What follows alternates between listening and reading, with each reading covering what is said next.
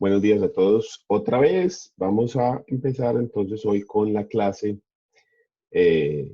del sábado 4 de julio, Día de la Independencia de los Estados Unidos. Estarían allá de fiesta fuertemente, pero con pandemia, jodidos también. Y así nos va a tocar nosotros el 20, pero bueno.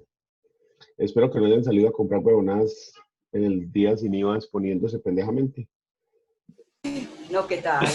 Nada, todo por internet. Sí se muy compró, bien. pero por internet. Muy bien, Todo muy bien. agotado. Hay que cuidarse. Ah, pero no falta el que salió a contagiarse, que tenía A dar ganas de lora, sí. ganarse Eso sí es verdad. con 19% de descuento, pero bueno. Muy bien, entonces vamos a continuar el tema que estamos tratando de la sucesión testada. Entonces estamos hablando de las generalidades y lo último que estamos viendo eran esos elementos que hacen parte del derecho de sucesiones. Vamos a pasar ahora a hablar de la parte, digamos, que distingue a esta materia, que es el testamento. Esa es la parte clave que distingue a esta materia, ya que en Colombia existen dos tipos de sucesiones, la sucesión testada y la sucesión intestada. Las reglas de cada una de esas dos sucesiones son diferentes. Las reglas de la sucesión testada son unas y las reglas de la sucesión intestada son otras. Entonces vamos a empezar hablando por ese elemento que es el que distingue entre los dos tipos de sucesiones, que es el testamento. El testamento, como habíamos mencionado ya, es un acto que realiza una persona en el cual puede disponer de sus bienes y puede hacer incluso declaraciones con efectos jurídicos que se aplicarán a partir de la muerte de la persona. ¿Ya? Entonces, lo primero que debemos hacer cuando hablamos del testamento y de casi todo lo que tiene que ver con esta materia o con esta carrera es caracterizar, es decir, establecer cuáles son esos puntos, esa naturaleza jurídica que nos dice este acto, cómo se caracteriza y cómo se diferencia de otros. Las características del testamento son estas que estamos viendo acá en la diapositiva y son básicamente estas 8. Estas características, ¿de dónde salen? ¿De dónde he sacado yo este cuadrito? Del Código Civil. Si nos metemos del artículo 1055 en adelante, un segundo, yo lo busco por acá.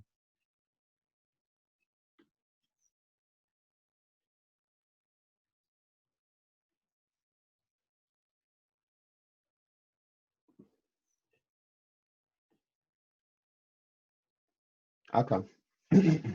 Aquí vamos a encontrar todo esto que vamos a ver a continuación. Entonces, primero miremos la definición que nos trata este artículo 1055, donde nos dice, el testamento es un acto más o menos solemne.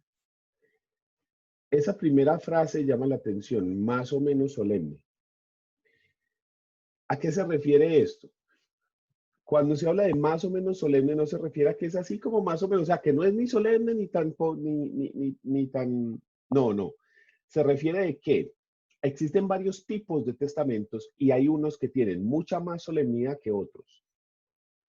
Entonces, por eso es que se habla de más o menos solemne dependiendo del tipo de testamento que sea. Hay testamentos solemne que tienen unos requisitos especiales y hay testamentos que son prácticamente que no tienen casi ninguna solemnidad. ¿Cómo ocurre con los testamentos en peligro de muerte? Pero más adelante vemos esa clase de testamentos. Sigamos mirando esa definición que nos trae el Código Civil.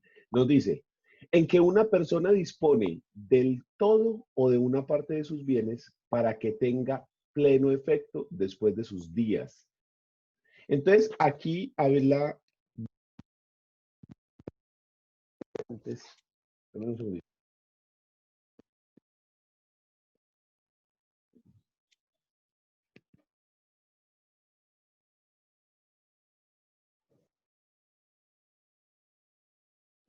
Entonces acá está lo que estábamos mencionando antes, de que el testamento puede hacerse para disponer de la totalidad de la herencia, disponer de todo el patrimonio y repartirlo todo, o disponer solamente de una parte y no tiene problema.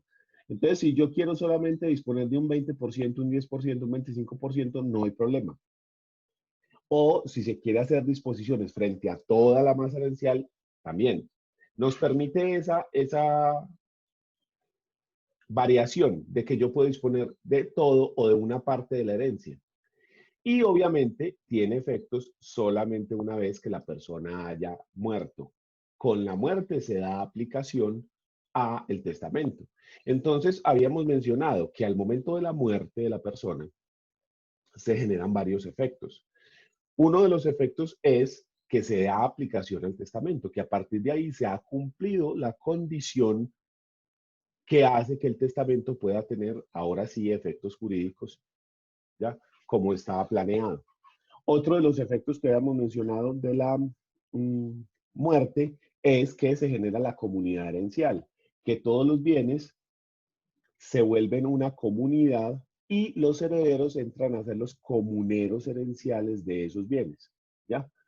También dijimos que con la muerte se genera la herencia, es decir, el derecho de herencia nace con la muerte y las personas en el momento de la muerte se vuelven herederos o legatarios dependiendo de si hay esas disposiciones testamentarias. Y los herederos también se vuelven a partir de ese momento poseedores legales de la herencia. Entonces miren que todos esos son unos efectos que se van generando a partir de ese hecho que es la muerte. ¿Ya? A partir de ese hecho se empiezan a generar todos estos efectos.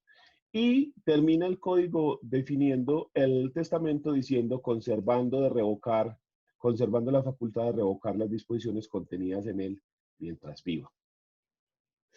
Donación y testamento. Toda donación o promesa que no se haga perfecta e irrevocable, sino por la muerte del donante o promisor, es un testamento. Quiere decir que si se le dice a la persona que se le va a dar algo y que eso se dará a partir de la muerte, pues eso es un testamento, ¿sí? Y debe sujetarse a las solemnidades del testamento, exceptuándose las donaciones y las promesas entre marido y mujer, las cuales, aunque revocables, pueden hacerse bajo la fórmula de contratos entre amigos.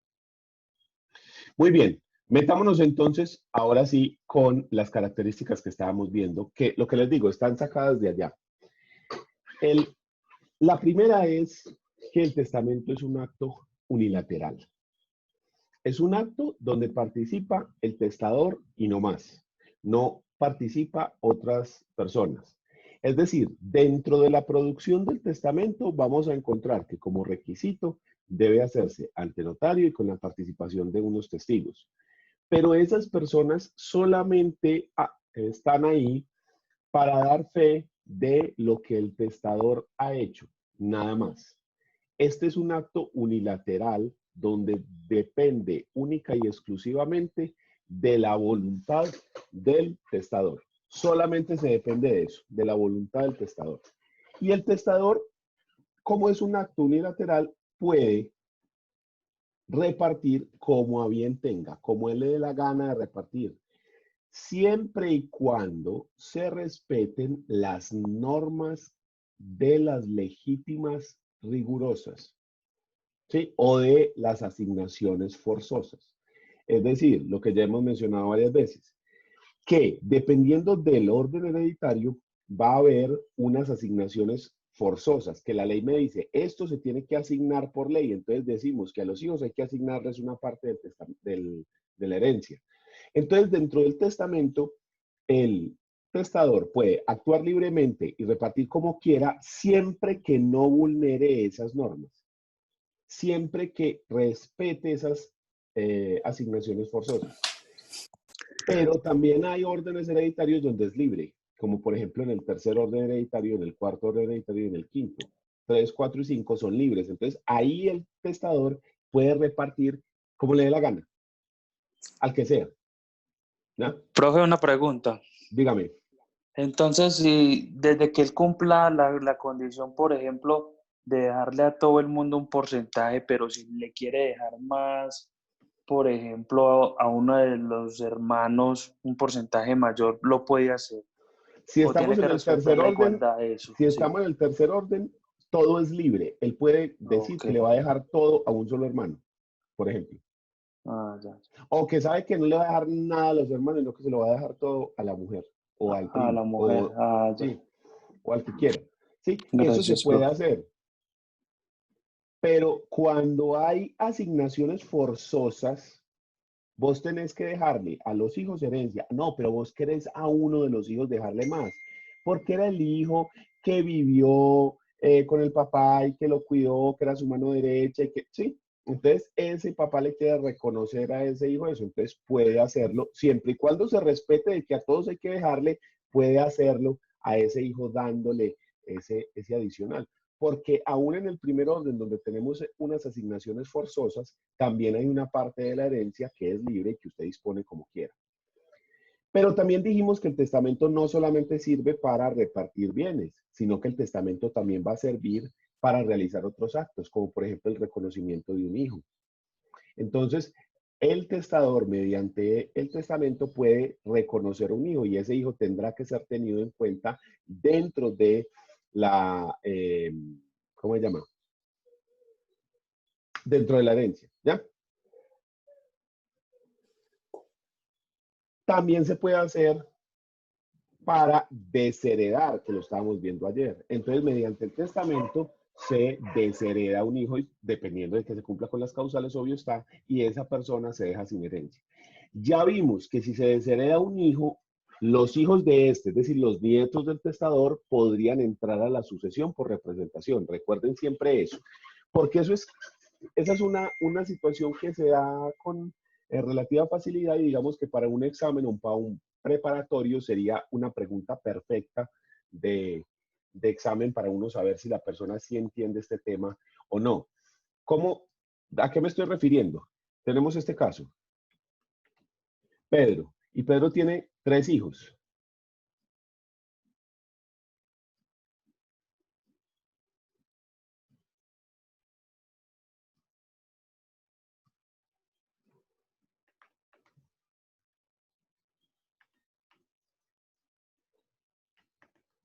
Pero Luis es desheredado. Y Luis a su vez tiene 2 hijos.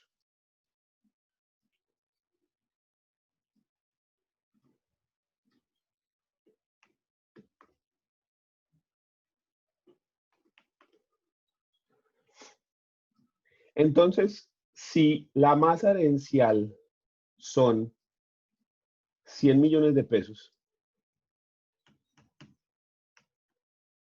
¿cuánto le corresponde a cada persona? Entonces, aquí la respuesta sería que a Hugo le corresponden 33, a Paco le corresponden 33 y para Luis irían 33 también, pero Luis fue desheredado. Entonces él no puede recibir. Entonces, ¿eso le incrementa la cuota a estos dos? No, porque como este tiene hijos, estos pueden entrar a representarlo. Entonces, estos recibirían 1666 y este 1666. ¿Sí? Porque estos entran a representar a este padre desheredado. Entonces, tengan en cuenta que cuando se presentan dentro del testamento estos fenómenos, se puede dar la representación. ¿Listo? Profe, entonces el ejemplo es muy básico. Por ejemplo, cuando el padre de uno muere y saca o pone en el testamento sacar al hijo, la oveja negra, el alcohólico, y si él tiene un hijo, el hijo puede reclamar como sobre él. Sí, pero Eso. recordate que para desheredar tiene que hacerse según las Sí, sí. causales de desheredamiento. O sea, no es porque a mí me cayó mal el hijo y ya, ¿sí? No, tiene que haber una de las causales de desheredamiento. Si se da las causales de desheredamiento y válidamente está desheredado, Sí.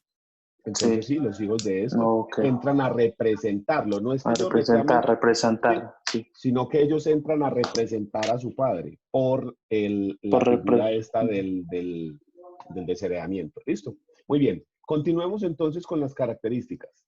Segunda característica, es declarativo dispositivo. ¿Sí? Declarativo porque dentro del testamento se pueden hacer declaraciones como las que estamos mencionando. entonces se puede hacer reconocimiento de hijos, se puede desheredar, se puede confesar un delito, ¿sí? Se pueden hacer declaraciones, por ejemplo, reconocer un compañero permanente también se podría hacer. Entonces, se pueden hacer declaraciones que serán válidas a partir de que el testamento cobre, nazca la vida jurídica que es después de la muerte.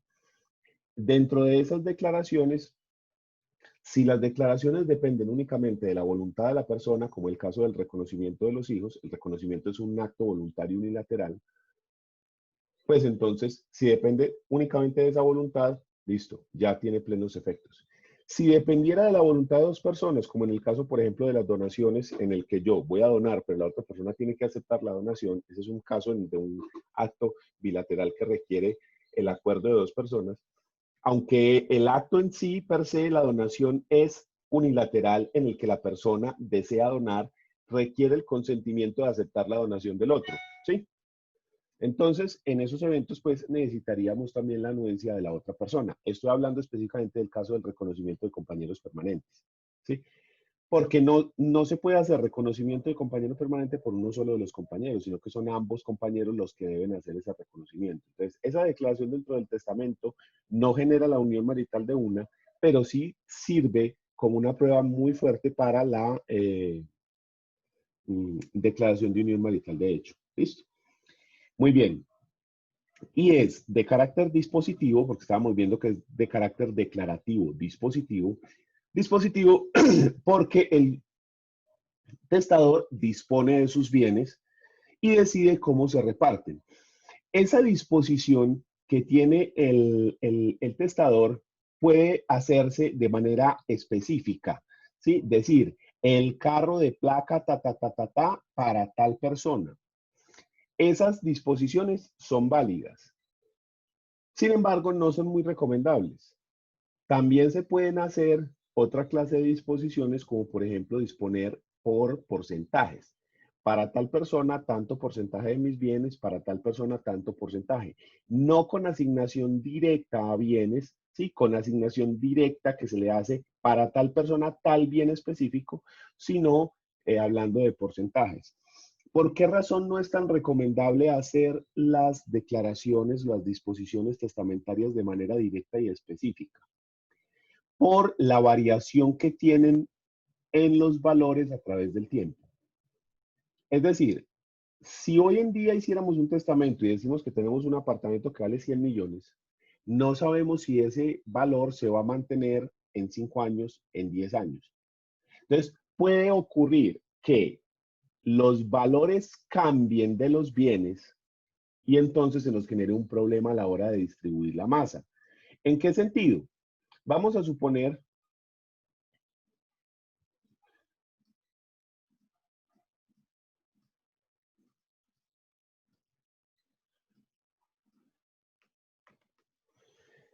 que Pedro tiene el apartamento rojo que vale 100, el apartamento naranja que vale otro 100 y el apartamento azul que vale otro 100, ¿ya?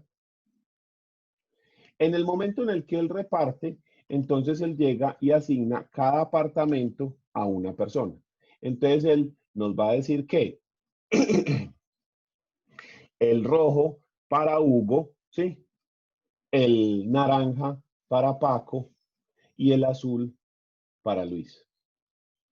¿Dónde está el problema? ¿Qué pasa si después de la muerte, al cabo de que hayan transcurrido 10 años o lo que sea, entonces han variado los precios de esto?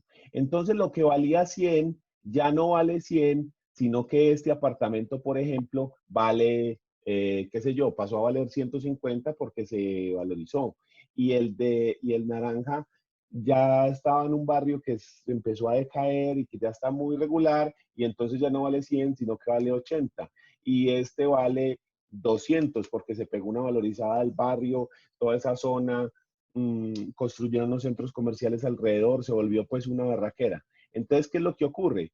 Que estos valores que tenía el testamento originalmente ya cambiaron, ¿sí? Entonces, esto nos genera un problema gravísimo,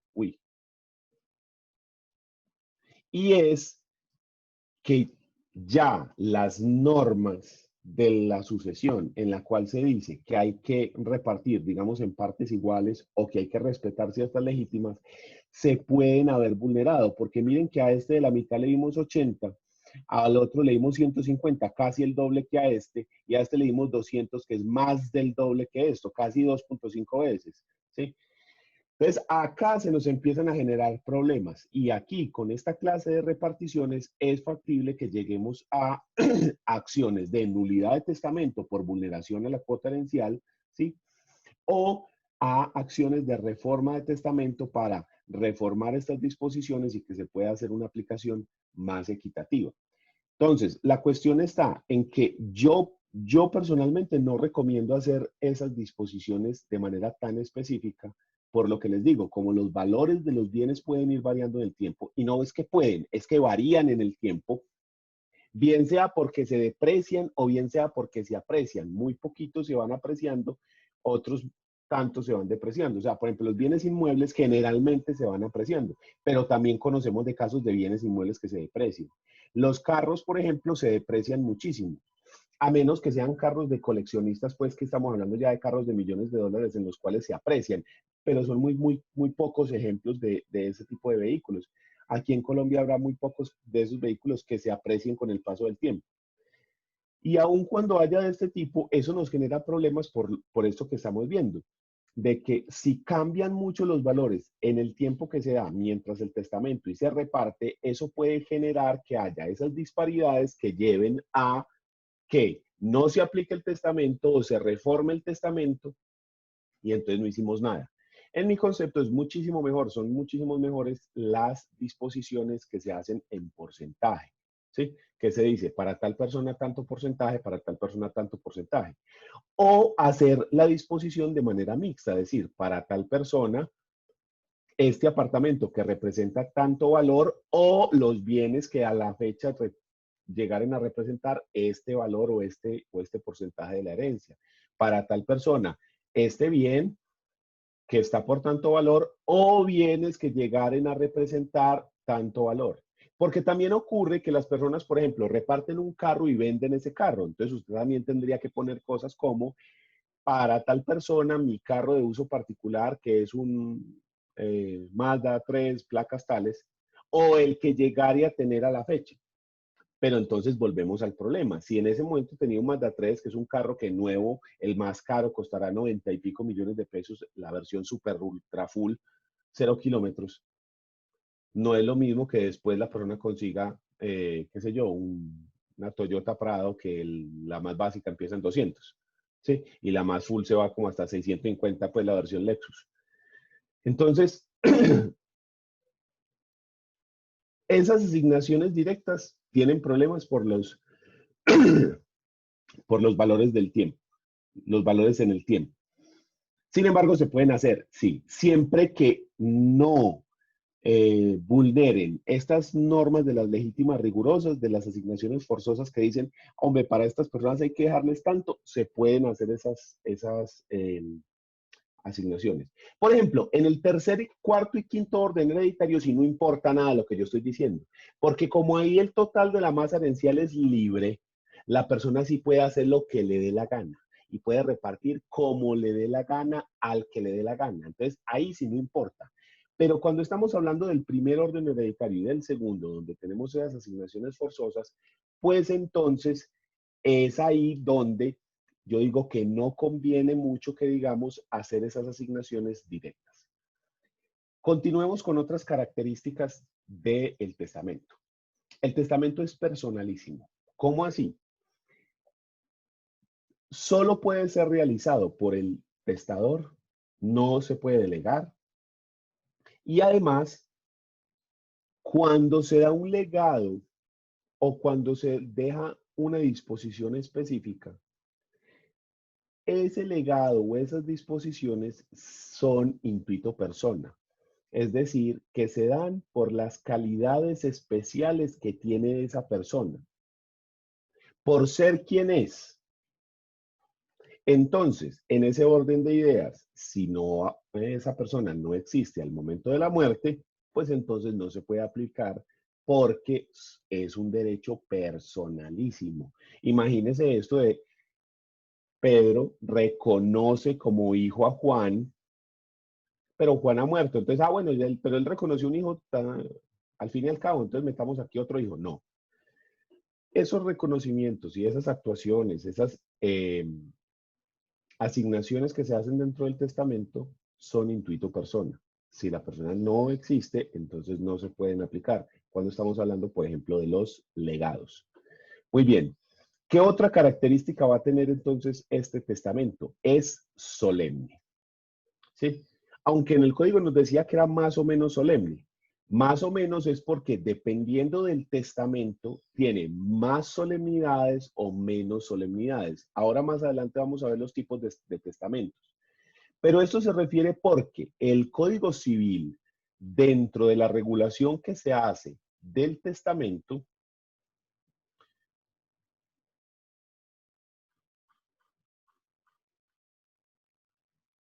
establece unas normas de obligatorio cumplimiento. Y esas normas de obligatorio cumplimiento no son dispositivas. Es decir, para que el testamento sea válido, usted lo tiene que hacer conforme a esas reglas y punto. ¿Ya?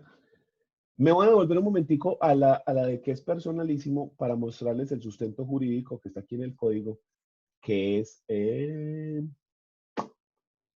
acá, carácter personal e individual. El testamento es un acto de una sola persona. Serán nulas todas las disposiciones contenidas en el testamento otorgado por dos o más personas a un tiempo, ya sean en beneficio recíproco de los otorgantes o de una tercera persona. Si dentro del testamento aparecen más personas, ese testamento no es válido, ¿ya? También tiene que ver con esto, indelegabilidad. La facultad de testar es indelegable. Yo no puedo testar por medio de otro, no le puedo delegar esa función. Entonces, a esto es a lo que nos referimos cuando hablamos de que el testamento es personalísimo. ¿Listo? A eso es a lo que nos referimos. Continuemos con las características. El testamento es revocable. ¿Sí? Y para eso, volvemos otra vez acá al código. Y miramos acá en el artículo 1057 que nos habla de la revocabilidad del testamento. Este artículo llega y nos dice, todas las disposiciones testamentarias son esencialmente revocables. Sin embargo, de que el testador exprese en el testamento la determinación de no revocarlas. O sea, aún diciendo eso, son revocables. De la naturaleza del acto, son revocables. Las cláusulas derogatorias de sus disposiciones futuras se tendrán por no escritas, aunque se confirmen con juramento. ¿Cómo se revoca un testamento? Existen dos formas. La primera es la revocación expresa, ¿sí? En el que en un acto futuro, en una escritura pública futura, literalmente se dice que se revoca el testamento otorgado el día tal, en escritura pública, ta. ¿Sí? De manera expresa, el testador revoca ese testamento. La segunda es la forma tácita. La forma tácita de revocación del testamento es, si la persona otorga un testamento y hace unas disposiciones y luego otorga otro testamento nuevo y cambia esas disposiciones, entonces se dice que el nuevo ha revocado el testamento anterior. ¿Cuántas veces puede testar una persona? Las que le dé la gana. ¿Cuántas veces puede revocar el testamento? Las que quiera, no tiene problema. Entonces, tenemos dos formas. La revocación expresa, incluso en un testamento posterior, se puede decir solamente eso. Revoco el testamento que se había dado tal día, en escritura pública tal, en la notaría tal. O la tácita, que es repartir de manera diferente, y entonces eso nos da a entender que este Nuevo Testamento ha revocado el testamento anterior. ¿Listo?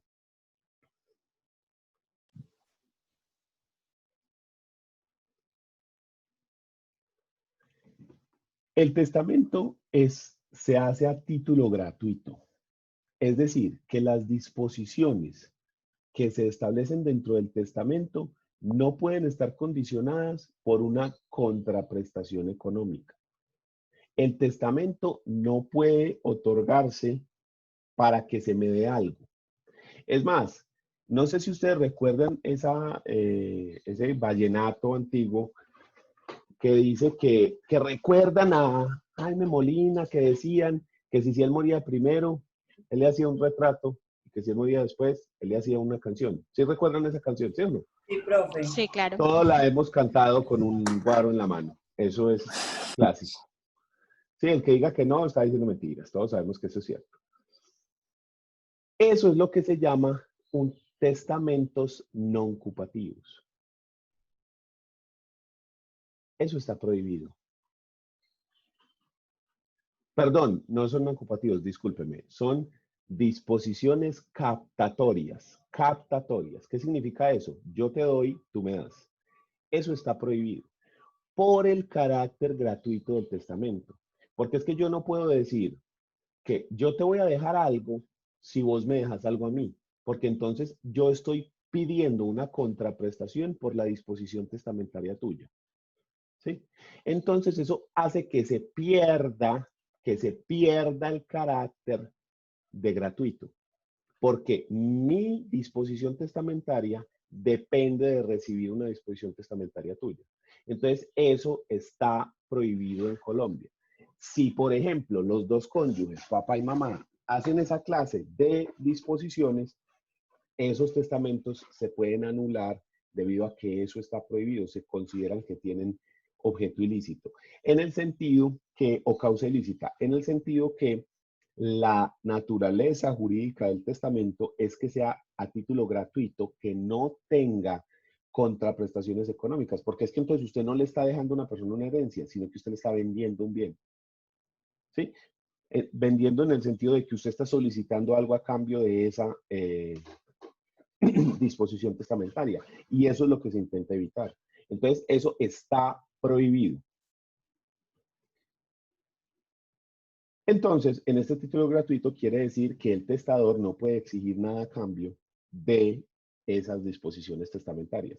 Si se dejan legados, si se dejan las herencias repartidas de maneras específicas, si se va a darle a una persona un bien en específico, si le va a dar más bienes de la herencia, etcétera, eso se hace porque la persona sí lo desea, porque la persona dentro de su fuero interno decide que ese sujeto merece esa disposición testamentaria. ¿Listo? Entonces, no se puede cobrar por las asignaciones que se dan en los testamentos. No es posible hacer ese cobro, pues, por eso. ¿Qué otra característica tenemos? Que está restringido por las asignaciones forzosas. El testamento está restringido, entonces yo, dependiendo del orden hereditario en el que me encuentre, tengo que respetar las asignaciones forzosas que están dadas. Más adelante las vemos, pero básicamente, así para mencionarlo rápidamente, en el primer orden hereditario, el 50% de la herencia le tiene que quedar a los hijos. Entonces, yo solamente puedo disponer de manera totalmente libre del otro 50%. El otro 50% es libre, yo lo puedo dar al que me dé la gana. Pero la mitad de la herencia la tengo que reservar para los hijos en partes iguales. Si yo vulnero eso, entonces ahí es donde tenemos los problemas que se solicita la nulidad del testamento y por los cuales la gente le tiene tanta desconfianza al testamento. Porque llegan y hacen unas disposiciones y después resulta que eso no se aplicó. ¿Pero por qué no se aplicaron? Porque cuando se hicieron las disposiciones se vulneraron esas asignaciones forzosas que me da la ley. Tenemos asignaciones forzosas para el primer y segundo orden hereditario. A partir del tercero, ya el 100% de la masa herencial es de libre disposición. Quiere decir esto que a partir del tercero ya esa característica desaparece y ya sí se puede repartir como le dé la gana. Se puede repartir todo como quiera, siempre y cuando se cumpla con las características que se puede recibir. Aquí en Río Negro fue muy sonado un caso de una persona que por testamento le dejó su herencia a las ánimas del purgatorio. Entonces, muerta la persona, apareció el párroco y fue al juzgado a decir, buenas, pues vengo a reclamar la herencia de don Pedro. Profesor, de verdad. Es en serio, es cierto. También hay uno que se lo dejó al niño Jesús, Ay, que se lo dejó a la Virgen del no sé qué, ¿sí? ah, Y el de las ánimas y el del niño Jesús son casos reales, ¿sí? En el del caso del niño Jesús le dijeron, ah, ya, y entonces, sí, muy bien, para entregarle la herencia que se le dejó al niño Jesús, necesitamos, por favor, el registro civil de nacimiento del niño Jesús, necesitamos que en ese registro civil de nacimiento del niño Jesús diga que usted es el representante legal de esa persona para poder entregar la herencia, ¿listo? Ya búsquela. Y con las ánimas pasó lo mismo. Ah, las ánimas del purgatorio. Entonces, por favor, necesitamos el certificado de existencia y representación legal de las ánimas, donde diga que usted es el representante legal de las ánimas. Pero, ¿cómo así? Miren, yo soy de la iglesia. Sí, pues que no lo dejaron a la iglesia, lo dejaron a las ánimas. Sí, y ahí en la parroquia dice parroquia, pero no dice ánimas del purgatorio. Entonces, ¿qué pasó con esos testamentos? Murieron. Sí, bienestar familiar, dijo como, Bienestar Bienestar. familiar. Para el Instituto Ajá. Colombiano, ajá. qué belleza, venga. ¿Cómo no está? Exactamente, y los párrocos berraquísimos porque no les quisieron dejar. Entonces, si yo quisiera hacer eso, es decir, si le queremos dar aplicación a eso, ¿cómo sería? Se le va a dejar la herencia a la iglesia, o a la parroquia, identificada bien en forma, representada por el párroco, ¿sí? O a la arquidiócesis de Medellín, que sí están registrados, que sí tienen personería jurídica, sí tienen una representación legal, o hacer lo que les digo que también se puede hacer, constituir una fundación, una sociedad sin ánimo de lucro dentro del mismo testamento, ¿sí? Como lo del caso del Hospital Pablo Tobón Uribe que les conté. Entonces, si se hiciera así, ok, yo voy a construir una fundación que se llama Fundación Niño Jesús o Fundación Ánimas del Purgatorio, cuyo objeto será y se le va a dejar esta herencia para que pueda desarrollar su objeto social. Ah, bueno, ya, eso es diferente, porque mire que se está creando esa fundación o esa sociedad, esa persona jurídica, se está creando con el testamento. Ah, ok, ¿ya? También hay muchas personas que les gusta dejar disposiciones testamentarias, por ejemplo, a un ancianato. A mí me tocó ese caso. Entonces, ¿qué es lo que se hace? Pero esta vez sí bien hecho, pues, el ancianato tal, pues no se llama ancianato, se llamaba hogar, no sé qué, o casa del no sé qué. Tiene no me acuerdo el nombre que era. Se quedaba en Caldas. Caldas, Medellín, pues allí atrás, no Caldas. Mónica, responda, ¿cuál es? O Ana. Ana que también es de Caldas. No, no sé. Bueno, allá donde bien Bueno, viejitos, pues centro una casa. gerontológico. Eso sí, Centro Gerontológico Caldas, por poner aquí un ejemplo. Pero sí estaba bien organizado. Entonces, ¿qué se hizo? Llamamos allá para hablar con el gerente del sitio y entonces, vea, el señor fulanito de tal dejó una disposición. Ah, sí, ¿cómo así? Entonces, ¿qué es lo que necesitamos? Un poder para reclamar en la sucesión, la prueba nos otorgó poder y dentro de la sucesión se le dio lo que le habían dado. ¿Ya? No me acuerdo qué era. Era plata o un lote, no recuerdo qué era, pero bueno, ahí está. ¿Sí? Entonces, eso también se puede hacer, que se le deje, digamos, ya a una persona jurídica existente, a la Fundación Santiago Corazón o en fin, a cualquier cosa de estas. Por eso es que es importante, siempre que las personas van a hacer testamento, estar asesorados de un abogado, porque el abogado le puede decir, ¿qué es lo que usted quiere hacer? Ah, no, es que yo le quiero dejar la herencia a cualquier cosa. Ah, bueno, entonces lo tenemos que hacer de esta manera para que sea efectivo, porque si no, si simplemente se dice, como literalmente pasó, a las ánimas del purgatorio, pues nada. Incluso en esos casos emplazaron a las ánimas del purgatorio y al niño Jesús. Emplazamiento en prensa y radio. Ay, no, eso es muy charro. Sí, para que se presenten. Señores ánimas del purgatorio, favor presentarse al juzgado tal de Río Negro para que reclamar la herencia de Y como no se presentaron, pues entonces se entiende que repudiaron el legado y entonces los amigos de bienestar familiar estaban ahí. Venga a ver, ¿sí?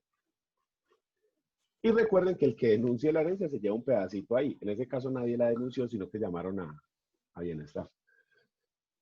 Creo que le dan a uno el 10%, si no estoy mal. Si usted denuncia una herencia vacante ahí, si usted dice, vea, ese man se murió y no dejó nada, y hay una plata y le entregan a Bienestar Familiar, a usted le dan, si no estoy mal, el 10%.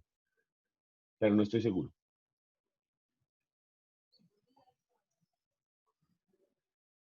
Y por último, está condicionado. El testamento es un acto jurídico condicionado y se condiciona por la muerte.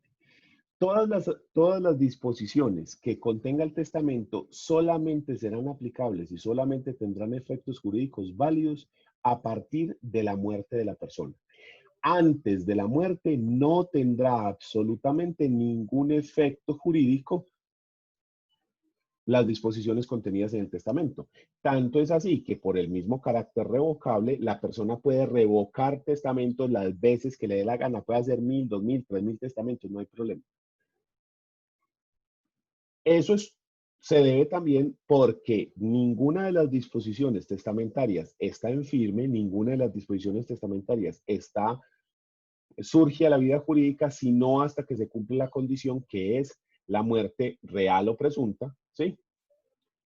Pero muerte al fin y al cabo, recuerden que hay dos tipos de muerte en Colombia, la muerte real o biológica o la muerte presunta, que ya lo habíamos mencionado antes. Entonces, solamente cuando se determine esa condición, tendrán entonces las disposiciones testamentarias aplicación jurídica. Antes, naná y cucas. Muy bien. Pasemos al siguiente tema, dejando listo las características del testamento. El siguiente tema es ¿quién es inhábil para testar?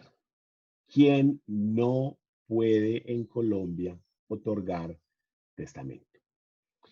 Básicamente tenemos 4 inhabilidades para testar. La primera son los adolescentes. El Código Civil, si nosotros nos fijamos en el Código Civil, encontramos lo siguiente. Inhabilidades testamentarias. Mírenlo acá. Y aquí nos habla de el impúber, en este numeral primero. Recuerden que en el Código Civil, las personas menores de edad están divididas en 3 personas. Los infantes, los impúberes y los púberes o menores adultos. Esas divisiones cambiaron con el Código de Infancia y Adolescencia. Hoy en día en Colombia, las personas menores de 18 años se catalogan en niños o niñas y en adolescentes. ¿Sí? Entonces, para identificar a qué se refiere el Código Civil, cuando en ese numeral primero nos habla de impúber, tenemos que irnos al Código de Infancia y Adolescencia, que es la Ley 1098, y ver la división que existe en la Ley 1098, en la cual ya no se habla de puber, impúber, etcétera, sino que se habla de niños, niñas y adolescentes. ¿Ya? Entonces, por eso hablamos de menores de 12 años.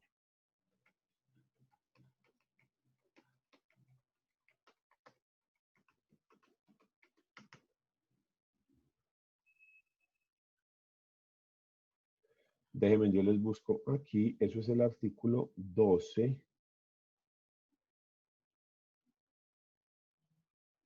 12, 13.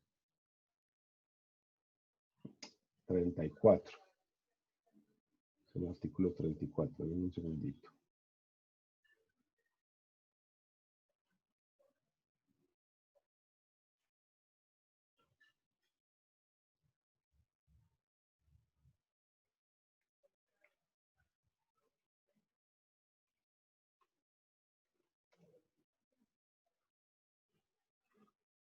Ay, ¿cuál 34? Es el artículo 3. Dios, que ahí no lo encuentro. Yo buscando por allá todo lejos. Véalo acá. Este es el Código de Infancia y Adolescencia, Ley 1098 del 2006. Y miren aquí en el artículo 3. Llega y nos dice, para todos los efectos de esta ley, son sujetos titulares de derecho todas las personas menores de 18 años, sin perjuicio de lo establecido en el artículo 34 del Código Civil. Se entiende por niño o niña las personas entre los 0 y 12 años y por adolescentes las personas entre 12 y 18 años. Si nosotros nos vamos para el Código Civil, que nos hablan del artículo 34, miremos qué es lo que dice. Tan. Palabras relacionadas. Entonces dice, llámese infante o niño al que no ha cumplido 7 años. Entonces mire que aquí en el código me mencionan la palabra niño. Ya sabemos que esta disposición que dice niño ya no se va a referir a las personas de 0 a 7, sino a las personas de 0 a 12, según el Código de Infancia y Adolescencia. Impuber, el varón que no ha cumplido 14 años y la mujer que no ha cumplido 12. Recuerden que esto era así antes, porque se mencionaba que biológicamente las mujeres maduran más rápido que los hombres, entonces tienen capacidad de autodeterminación más rápido. Sin embargo, eso fue declarado inexequible y se igualaron en 14 años a los dos, a tanto hombres como mujeres.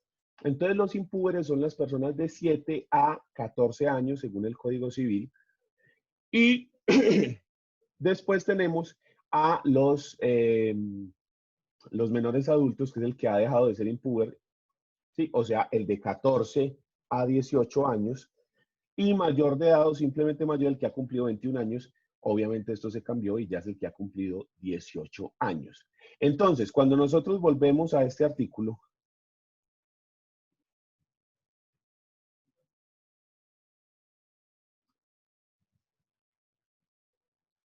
acá, y nos menciona el impúber, querría decir esto, que las personas menores de 14 años no pueden testar. Sin embargo, yo tengo que analizar eso a la luz del Código de Infancia y Adolescencia. Entonces, por eso es que yo lo he puesto aquí como adolescentes menores de 12. ¿Sí? Pero esto es una interpretación que estoy haciendo yo. Estoy diciendo de que poner el límite de 14 años para testar, aduciendo de que los impúberes no pueden hacerlo, debe también interpretarse a la luz de la Ley 1098, que modifica la regulación jurídica frente a los menores de edad. ¿Ya? Y aunque no deroga de manera expresa ese artículo del Código Civil, se lo revisa aquí, esta es la página del Congreso donde aparecen las derogaciones de las normas, y no está derogado ese artículo en específico, o ese numeral, como si está derogado el numeral segundo del artículo, sí considero yo que debe hacerse una interpretación más amplia teniendo en cuenta lo que dice el código. Entonces yo por eso lo bajo a 12. Sin embargo, ahí tenemos esos 2 años, de 12 a 14, que nos generan una profunda desconfianza, porque podría yo argumentar de que el código, al estar vigente, el Código de Infancia y Adolescencia no haberlo derogado, esta norma se encuentra vigente y no se puede disponer de ella. Entonces, por lo tanto, para poder otorgar testamento, la persona tendría que tener 14. ¿Ya? Yo lo puedo interpretar para los dos lados. Sin embargo, yo personalmente considero que debe analizarse a la luz del Código de Infancia y Adolescencia. La verdad es que esta discusión es bizantina, porque yo no conozco ningún niño de esa edad que quiera hacer un testamento. Sin embargo, ¿sí? No lo he escuchado nunca, jamás en mi vida, de una historia que ha contado un profesor que estaba ejerciendo en 1930. Nada, nunca jamás he escuchado esa historia. Ni siquiera la he visto en una novela mexicana, que eso ya es mucho decir. ¿Listo? Entonces, bueno. Pero ahí está. Interdicto por demencia. Y entonces aquí nos genera el otro problema, que este es el numeral que está derogado, este que está acá. ¿Ya? Es decir, que antes de la ley 1996 del 2019 del año pasado, se hablaba de interdicción por demencia. Es decir, que la persona que tenía esos problemas mentales se le declaraba en interdicción y no podía realizar testamento. Y el problema fue que este artículo 61 de la ley 1996, 61, llega y nos dice que se deroga de manera expresa esa norma. ¿Sí? Este era el conflicto que yo les estaba diciendo. Miren que esta ley nos deroga de manera directa ese numeral y nos dice que no, que eso no se puede hacer. En cambio, el Código de Infancia y Adolescencia no nos está derogando. Es más, nos dice que sin perjuicio de lo que diga acá. ¿Sí? O sea que según este artículo podrían aplicarse los dos regímenes. El régimen del Código Civil de infante, impúber, puber, ¿sí? O el régimen de niños y adolescentes, según esto que dice acá, pues. Pero en este caso sí nos lo derogan. Entonces, ¿cuál es el problema de esto? Que como esta ley 1996 derogó estas situaciones y cambió el régimen de discapacidades, interdicciones y demás, entonces hoy en día ya no podemos hablar de interdicción por demencia.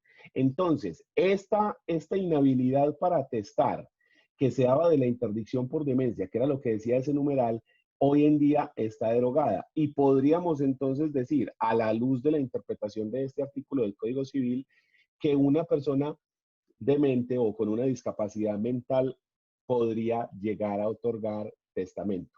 Eso sobre todo está pensado de que hay personas que tienen condiciones mentales que aunque antes generarían interdicción, sí les permiten a ellos un grado de autodeterminación y les permitiría otorgar testamento, como las personas con síndrome de Down. ¿Sí? El síndrome de Down puede tener varias graduaciones y hay personas que son casi normales. ¿Sí? Todos hemos estado en alguna vez en un supermercado o algo así que han contratado personas de este tipo y uno habla con ellos y les va, ¿sí? Entonces se dice, si esas personas pueden tener una vida normal, si pueden trabajar, si se pueden comunicar, si pueden tener relaciones con las otras personas, si pueden incluso casarse, tener hijos y demás, ¿por qué razón esas personas no van a poder otorgar testamento? Esa fue la lógica de la ley 1996 del 2019. Yo no estoy tan de acuerdo con eso porque a mí me parece que el origen de la interdicción por demencia era la protección de la persona que no tiene capacidad de autodeterminación. Si la persona no tiene capacidad de autodeterminación, cualquier cosa que haga podría ser perjudicial para sí mismo o su familia y por eso se le declaraba interdicto para lograr protección. Pero con esa derogación, con esta ley, se analiza de una manera diferente. Incluso se habla de que uno de los ánimos o una de las razones de esta ley 1996 es el derecho a equivocarse, el derecho que tienen las personas a meter las patas. ¿Sí? El problema es que hay unas personas que de tanto meter las patas ya empiezan a caminar, es como los perros en cuatro patas, hermano. Pero bueno, dejemos esa discusión ahí. Listo. Tercera inhabilidad. Ya saben que esta está derogada pues por esta discusión que acabamos de tener. Que no esté en sano juicio. ¿Qué significa eso?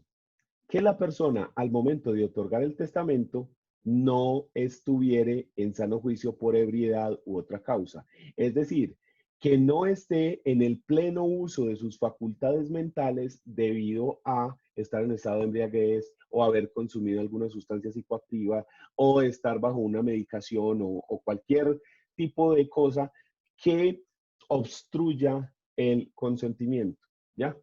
Básicamente, aquí lo único que se dijo fue que para hacer un acto jurídico se necesita la validez de los actos jurídicos y entonces necesitamos que uno de los requisitos es que el consentimiento esté libre de vicios. Eso ya lo sabíamos por la teoría de los actos jurídicos. No era necesario ni siquiera ponerlo ahí en el numeral.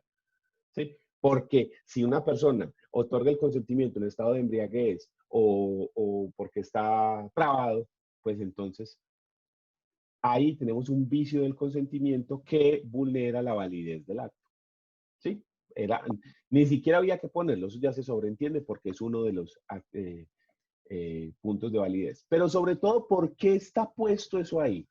O sea, ¿por qué razón, si sabemos que de la teoría de los actos jurídicos están los elementos de existencia y de validez, dentro de los elementos de existencia hasta que hay que dar el consentimiento?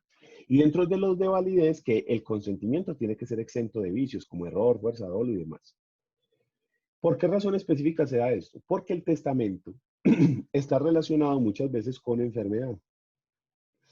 Y personas que están bajo tratamientos médicos en los cuales tienen unas medicaciones muy fuertes y demás.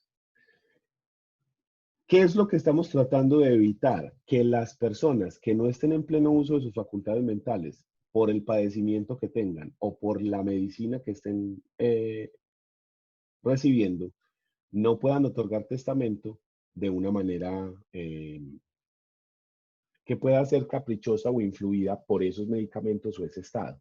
Entonces, cuando, por ejemplo, está una persona que está muriendo en el hospital o en su casa, ¿sí? Porque tiene una enfermedad, un cáncer o cualquier tipo de esas circunstancias, y solicita testar, Si el notario se desplaza hasta el lugar donde está la persona para recibir el testamento, lo primero que va a hacer el notario es hacerle una pequeña entrevista a la persona para determinar que sí se encuentre en uso de sus facultades mentales. Entonces le dice, señor fulano, ¿qué día es hoy? ¿Qué es lo que venimos a hacer? ¿Qué es lo que usted quiere hacer? ¿Por qué quiere hacer esto? ¿Cómo? ¿Sí? Para mirar que la persona sí se encuentra en uso de sus facultades mentales. Si la persona está ahí simplemente echado así, boqueando, llevado, el notario le va a decir, lo siento, pero esta persona no puede otorgar testamento porque no está en uso de sus facultades mentales. Entonces, a eso es a lo que se refiere con estar en sano juicio, el código. A eso es a lo que se refiere, que si usted no está en sano juicio, no está en pleno uso de sus facultades mentales, no puede otorgar el testamento. Quien no pueda darse a entender de palabra o por escrito, ¿sí? La persona que no puede darse a entender, entonces, no puede otorgar testamento porque ¿cómo va a hacer para otorgarlo si no se puede dar a entender de palabra o por escrito? ¿Sí? O sea, ahí sería que, no sé, no sé cómo describir eso. Antes decíamos del sordomudo, que ta. Sí, pero pues eso sería muy extraño. Pues el de Tarzán, el niño criado por los gorilas, que no se puede dar a entender ni por escrito ni de palabra. De ese. Tarzán no puede testar. ¿Ya? Pero Tarzán sí podía hablar, entonces, claro. Entonces, esas son las condiciones, las inhabilidades para testar. Entonces, miremoslo desde el otro punto de vista. Entonces, ¿quién sí puede testar en Colombia? ¿Quién puede testar? Colombianos extranjeros, ¿sí? Porque los extranjeros también pueden otorgar testamento válidamente en Colombia, así como los colombianos pueden otorgar válidamente testamento en el extranjero. Se puede. Se puede hacer en notaría, testamento abierto, cerrado. Todos los tipos de testamentos en Colombia pueden otorgarse por nacionales colombianos o por extranjeros. No tiene ningún problema. Lo que sí es que deben ser personas naturales. No hay testamento para las personas jurídicas, ¿sí? Si a usted no le gusta el término persona natural y persona jurídica, entonces hablemos de persona jurídica natural y persona jurídica estatutaria, pues, pero yo sí prefiero llamarlo persona natural y persona jurídica para entender que uno son las empresas y el otro son la gente. Solamente hablamos de personas naturales. Colombianos extranjeros pueden otorgar testamento en Colombia. Las personas jurídicas no. Empiezo porque las personas jurídicas no mueren, entonces si otorgaran testamento no se podría aplicar. Las personas jurídicas se liquidan, se terminan, sí, pero no hay un acto que sea la muerte de la persona jurídica. El equivalente sería la liquidación, pero no es per se muerte. Entonces, digamos que no se puede aplicar por esa circunstancia. Pueden estar domiciliados en Colombia o pueden estar de tránsito. Quiere decir que tanto colombianos como extranjeros pueden otorgar válidamente testamento en Colombia, aun cuando no vivan acá, aun cuando sus bienes no estén aquí. Porque el testamento es un acto para la disposición del patrimonio y está reconocido en casi todas las legislaciones del mundo. Y no importa dónde estén ubicados los bienes, lo que importa es que la persona ha expresado que después de su muerte es su voluntad que su patrimonio se reparta de tal o cual manera. Entonces, nada obsta para que una persona que esté domiciliada o que esté de tránsito pueda otorgar válidamente el testamento, ¿sí? Y esto se da para Colombia y para afuera, porque también el colombiano que está de paseo en otro país podría también otorgar testamento allá y ese testamento ser válidamente aplicado acá. Esa regla tiene esa doble forma de interpretarse. Entonces, no requerimos el domicilio acá.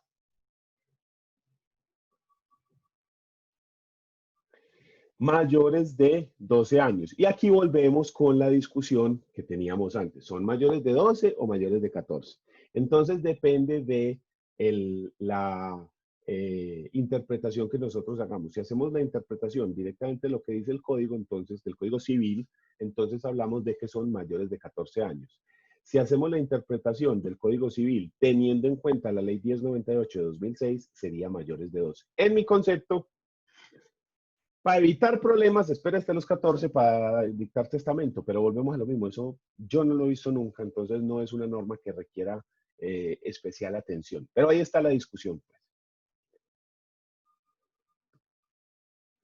Lúcido mental, ya lo hemos mencionado, la persona que se encuentra en pleno uso de sus facultades mentales. Y como les dije, el notario, cuando la persona va a hacer testamento, siempre el notario, aun cuando la persona llegue a la notaría, le va a hacer una pequeña entrevista para tratar de identificar la lucidez de la persona. Entonces, es muy común que llega el viejito a la notaría y entonces el señor le dice, buenas, don Arnulfo, ¿y usted qué es lo que viene a hacer aquí? ¿Y cuál es la fecha? ¿Y cuál es su nombre? ¿Y por qué va a hacer testamento? ¿Sí? Y le empieza a hacer una cantidad de preguntas, una pequeña entrevista para identificar que la persona sí se encuentra en sus facultades mentales. Si es una persona que sufre de Alzheimer, que está ya con demencia senil o que tiene... está bajo los efectos del alcohol o de las drogas, entonces el notario se debe negar a,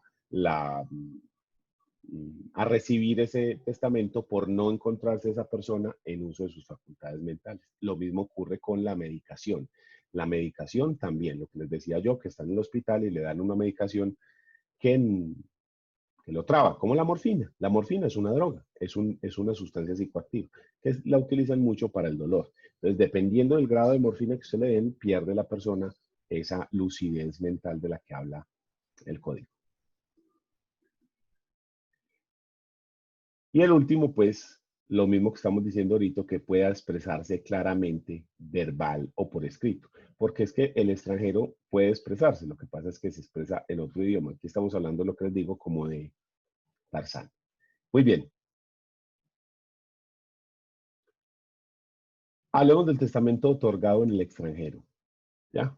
Porque dijimos que hay testamentos nacionales y también hay testamentos en el extranjero. Todos tienen aplicación en Colombia. Hablemos de ese testamento que se aplica, que se da y que se otorga en el extranjero. Hablamos de otorgamiento del testamento cuando la persona va y dice, quiero testar de esta y esta manera. Entonces, en ese evento hablamos de otorgar testamento. Muy bien. Primer punto, este naranja de aquí arriba. El testador debe ser colombiano o, si es extranjero, que esté domiciliado en Colombia. ¿Sí? Para que ese testamento que se fue otorgado en el extranjero sea válido en Colombia, tiene que ser que el testador sea colombiano. O si el testador es extranjero, que esté domiciliado en Colombia. ¿Por qué razón? Porque si es un extranjero que no está domiciliado en Colombia, ¿cómo para qué voy a aplicar el testamento acá? Sí, no tiene sentido.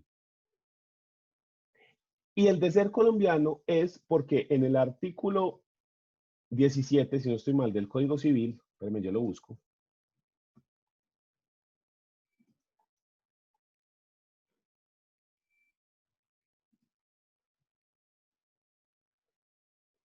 Artículo 19.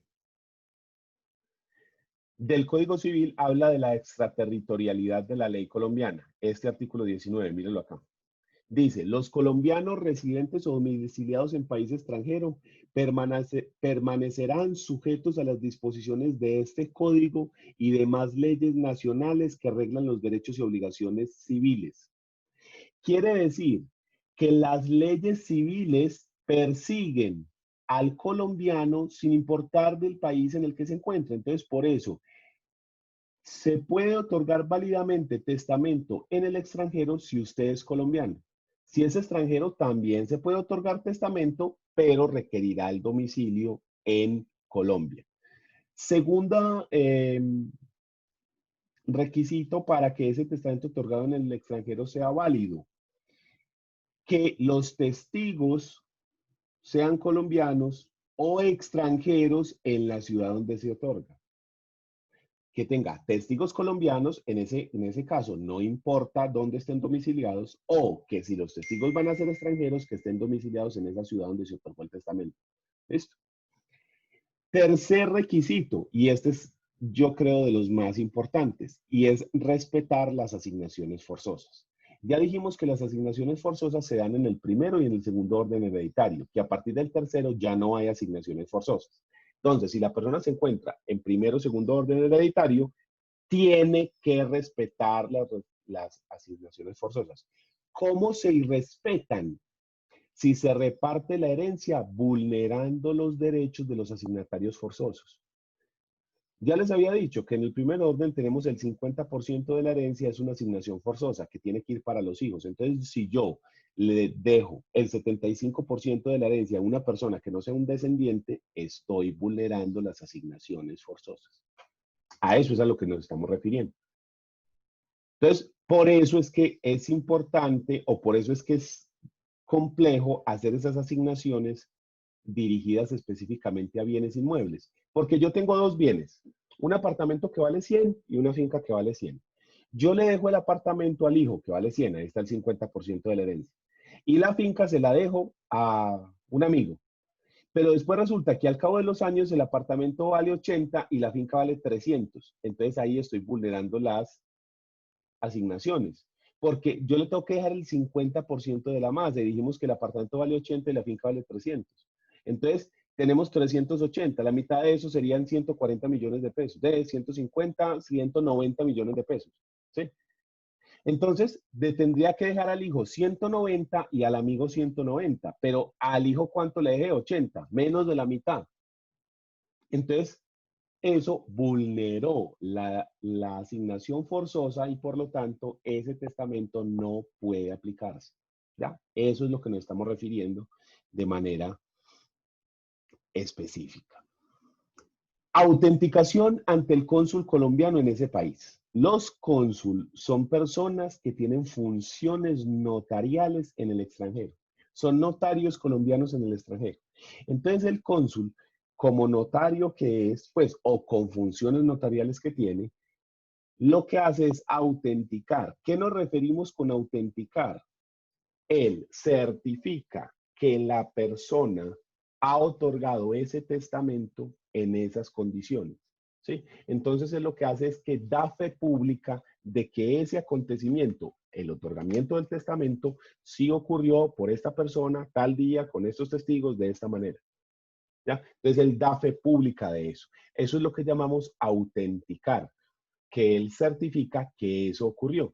Eso se hace con una autenticación y eso tiene que tener un sello que se llama apostille, que se pone en los consulados. Ese sello de apostille es como la autenticación de los tratados internacionales en los que se ha dicho, si lleva ese sello, tiene reconocimiento internacional. Y se debe enviar eso por correo a Colombia y presentar el original apostillado. ¿Listo?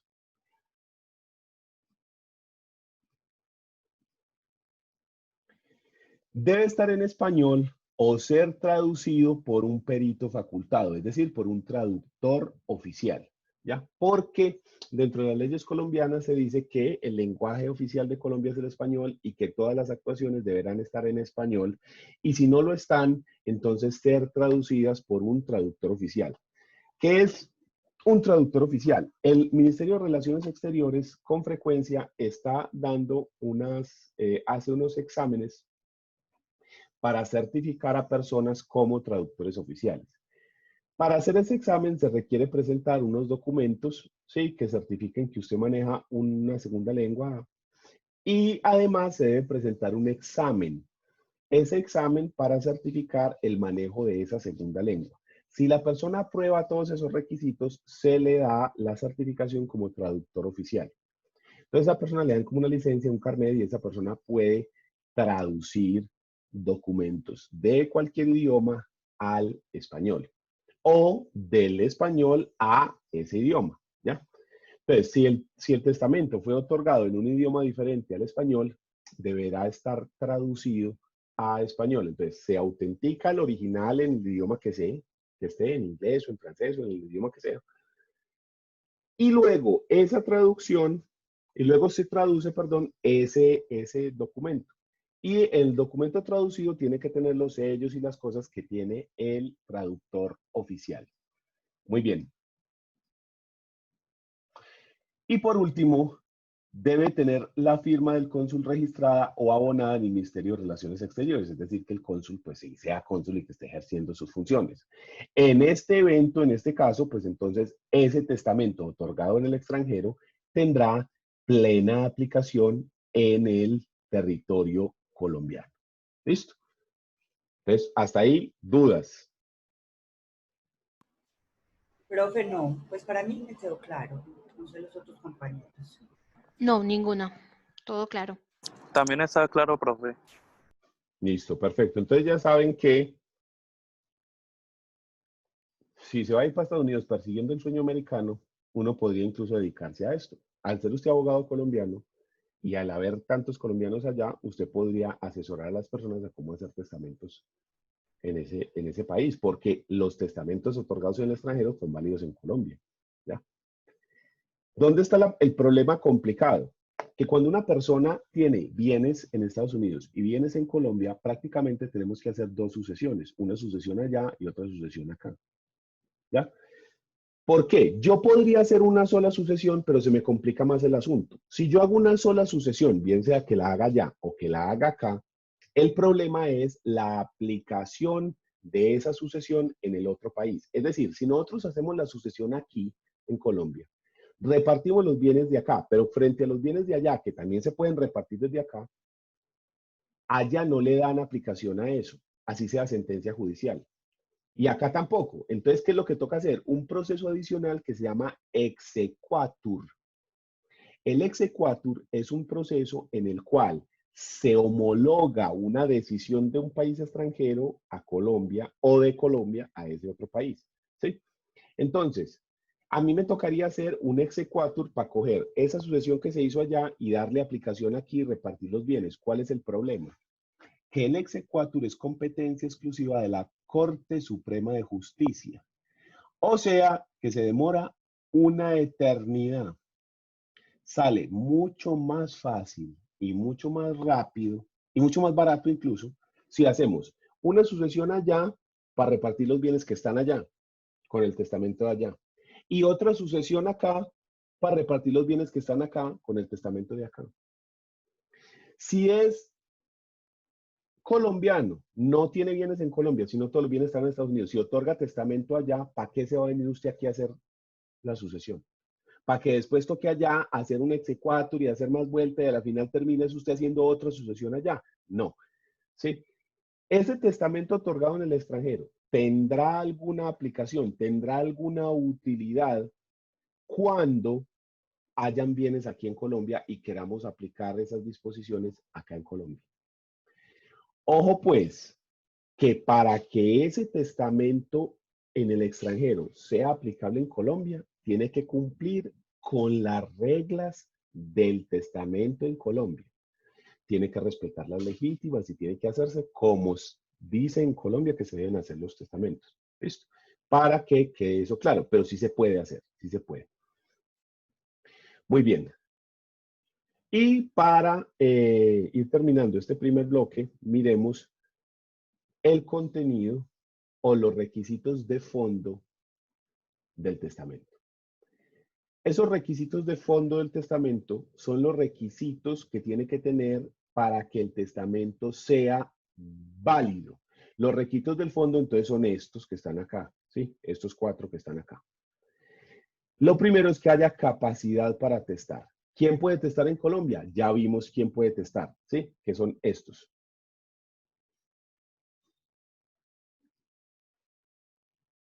Estas son las personas que tienen capacidad para testar en Colombia. Además de que a esa capacidad le tenemos que adicionar que sea una persona natural, porque las personas jurídicas no tienen capacidad para otorgar testamento. ¿Listo? Y también, según lo que habíamos dicho, que haya dado su consentimiento sin vicios. Recuerde que tiene que estar lúcido. Recuerde que no puede haber fuerza, dolo, error, que no se permiten las disposiciones captatorias, que fue la que les dije que tú me das, yo te doy, que esas disposiciones no son válidas, o sea que ese vallenato ya no lo vuelva a cantar nunca, porque ese vallenato no tiene validez jurídica. Que tenga objeto lícito, es decir, que los bienes que se están testando, los bienes de los cuales están disponiendo son lícitos, porque imagínate pues el testamento de Pablo Escobar repartiendo.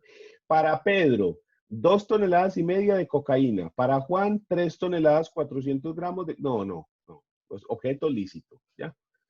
Y causa ilícita. ¿Qué es la causa ilícita? La causa es la finalidad la razón por la cual se hacen los actos jurídicos. ¿Cuál es la causa lícita del testamento? Que yo quiero testar para dejar de una vez las cosas organizadas, para que mis hijos no se peleen, esas son las causas lícitas. ¿Qué cosa sería una causa ilícita? Que yo quiero testar de esta manera para defraudar a aquel, que yo quiero testar de esta manera para realizar algún delito o alguna acción indebida, porque me están amenazando, porque, sí, eso serían causas ilícitas. La razón por la cual, si yo lo estoy haciendo para defraudar a alguien, si yo lo estoy haciendo para no darle herencia a este, para excluir a aquel, si yo estoy haciendo el testamento con ese ánimo defraudatorio, con ánimo de hacer un daño, de cometer un delito o de generar un perjuicio, entonces la razón por la cual se otorga el testamento es ilícita. Y en ese caso, esto es un elemento de validez de los actos jurídicos, como la causa es ilícita, así como el objeto, entonces el acto testamentario no es válido. O en caso de que digamos que es válido, es anulable. Sí, entonces la nulidad de testamento puede darse por el incumplimiento de las disposiciones testamentarias o por objeto ilícito, causa ilícita y demás, los elementos de validez de los actos jurídicos, que son consentimiento libre de vicios, capacidad plena, objeto lícito, causa lícita, formalidad ad substantiam actus. ¿Qué es eso? Que el acto tiene unas formalidades propias que están expresadas en la ley y debe hacerse conforme a ellas. Si el acto no se hace conforme a las formalidades establecidas dentro de la ley colombiana, entonces tenemos ahí un problema de validez del acto y podría llegar a anularse. Listo. ¿Alguna duda? No, profe. Muy bien, entonces vamos a hacer el break y vamos a vernos ahorita a las 10 de la mañana. Entonces hacemos el break para desayunar y volvemos a las 10. ¿Listo? Listo, profe. Bueno, Sí, Gracias. listo. profe. Gracias. Bueno.